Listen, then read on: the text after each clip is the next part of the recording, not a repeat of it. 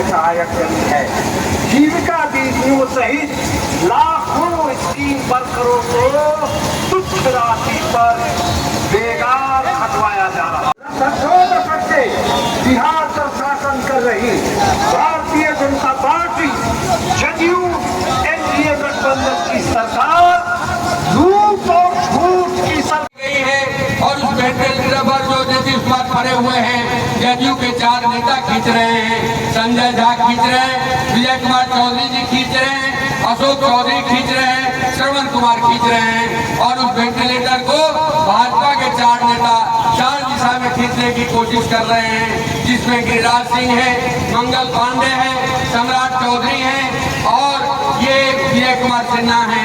तो ये जो बिहार की दुर्दशा है, बिहार की बर्बादी है, हमें काफी तकलीफ है। बहुत ही दुख के साथ कहना पड़ रहा है कि करीब 100 लोग मारे गए हैं सारण और चंपारण और गोपालगंज में, छपरा और गोपालगंज सीवान में 100 से ज्यादा लोग मरे हैं। और इतना ही नहीं, गोपालगंज, छपरा और सीवान में दर्जनों बार शराब की वजह से, जहरीली शराब की वजह से हजारों लोगों की मौत हुई है। और ये मौत का खेल, शराब व्यापारियों का खेल, शराब माफियाओं का खेल सत्ता के संरक्षण में चल रहा है। और सत्ता के संरक्षण, मैं तो मानता हूँ कि बिहार में प्रशासन नाम की कोई चीज नहीं है। बिहार में माफियाओं का राज है, भू माफियाओं का राज है, शराब माफियाओं का राज है, सामंती माफियाओं का राज है और लूट खसोट की राजनीति थाना, ब्लॉक, कोर्ट, कचहरी सब जगह पर चल रहा है।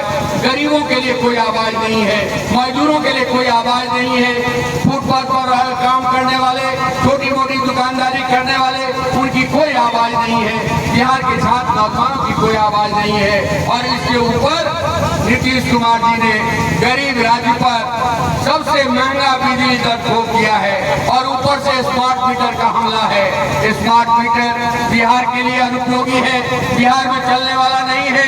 हम लोग बेनीपट्टी से चल करके धगधरी होते हुए, पलायन होते हुए, लोहा होते हुए, कलवाही से मधुबनी होते हुए आपके गंगा सागर में रात में ठहरे थे और तमाम लोगों ने एक भाव से कह दिया है कि स्मार्ट मीटर नहीं चलेगा। नीतीश कुमार यदि स्मार्ट मीटर को बिहार पर थोपेंगे तो नीतीश कुमार को बिहार से खदेड़ दिया जाएगा, भगा दिया जाएगा, हटा दिया जाएगा। बहुत धन्यवाद।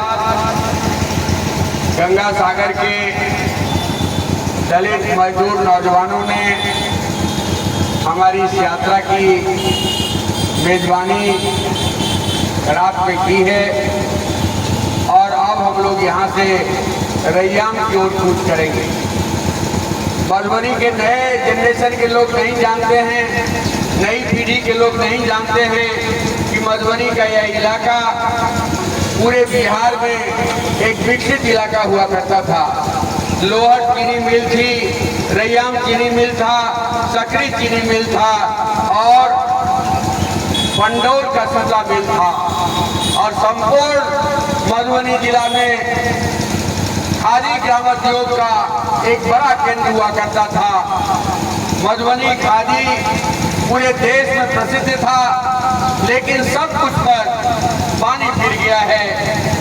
विकास की बड़ी बड़ी बात की जा रही है, लेकिन रोजी रोटी का विकास, शाही बर्बादी के सवाल पर समाधान करने के सवाल पर, खेती के विकास पर, उद्योगों के विकास पर, शिक्षा के सवाल पर सरकार की कहीं कोई चिंता नहीं है। हवाई विकास मॉडल ने मिथिलांचल को दिनहीन अवस्था में पहुंचा दिया है और यहाँ के लोगों को बाहर जाकर के पलायन करके इधर उधर काम करने को मजबूर कर दिया है।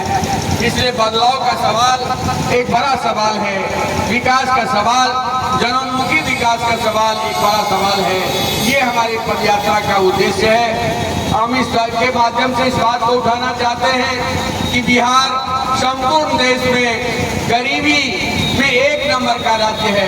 प्रति व्यक्ति आमदनी में बिहार पिछड़ा हुआ है, शिक्षा के मामले में बिहार पिछड़ा हुआ है और आपको आश्चर्य होगा कि 95 लाख परिवार सरकार के आंकड़े के मुताबिक 4-5 हजार की आमदनी में अपना परिवार को गुजारा करता है। सरकार ने वादा किया था, महागठबंधन की सरकार में जाति गणना हुई थी, महागठबंधन की सरकार में सामाजिक आर्थिक सर्वे हुआ था और 95 लाख गरीब परिवारों को गरीबी का प्रमाण पत्र दे करके 2-2 लाख रुपया अनुदान देने की बात हुई थी। ये सरकार का कैबिनेट का फैसला है, गजट निकला हुआ है, लेकिन नीतीश कुमार सो गए हैं।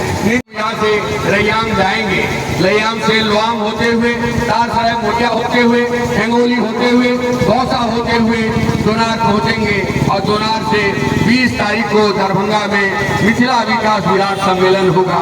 हमारी राजनीति जनता की राजनीति है, जन सरोकार की राजनीति है, जन मुद्दे की राजनीति है और इन्हीं सवालों को हम आगे बढ़ाना चाहते हैं। वंचितों के विकास को मुख्य धारा में लाना चाहते हैं। वंचितों का विकास नहीं होगा, दलित गरीब मजदूरों का विकास नहीं होगा तो बिहार का विकास नहीं होगा। यही भाकपा माले का उद्देश्य है। आप लोगों के लिए भाकपा माले, दक्षिण बिहार में भाकपा माले ने एक अपनी ताकत का परिचय दिया है।